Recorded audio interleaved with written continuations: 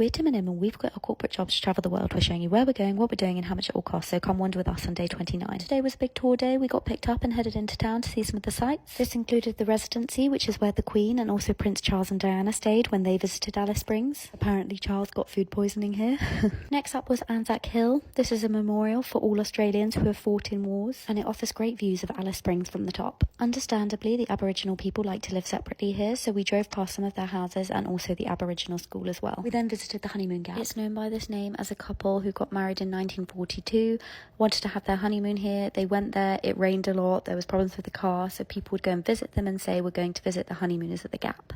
We then headed on to our next stop, which was Simpsons Gap. Tim had made us especially pack these fly hats because he'd heard that there was loads of flies in the Outback. However, it really wasn't that bad. Now I have to carry that fly hat around for the rest of the trip. Good times. Simpsons Gap was lovely though, and it had this really rich red colour, which when we'd looked at pictures before we came was what we envisioned, and so it was really great to be able to see this in the flesh.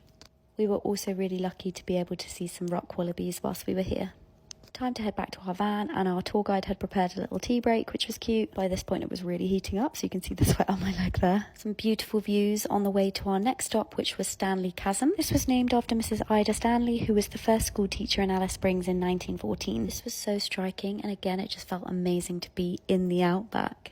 A quick stop to the toilet, and they had these urine signs to check that you're drinking enough water, which is useful because it's so hot in the Outback. I think it got up to about 43 degrees whilst we were here, so our next stop was much needed to cool off. We just didn't think that there would be water in the Outback. Thought of it like a desert. But Ormiston Gorge is a near permanent water hole and perfect for swimming. Everywhere else we've been in Australia, January has been peak season because of the school holidays, but we discovered that in the Outback, because it's so hot, this is off-peak season. So the negatives are that it's 43 degrees, but the positives are that this place is completely deserted. So swimming here with virtually no one else around was just a dream. We'd worked up an appetite by this point, so we headed back, and our guide had made us kangaroo wraps for lunch, which were actually quite tasty. It had cooled to 41 degrees by this point, so we headed onwards. We saw the Mount Sonder and Glen Helen Gorge viewpoints, and then headed to see the vivid colours of the mineral ochre pits. This is an important part of Aboriginal culture, and it's used in everyday life, from painting to ceremonial body decoration.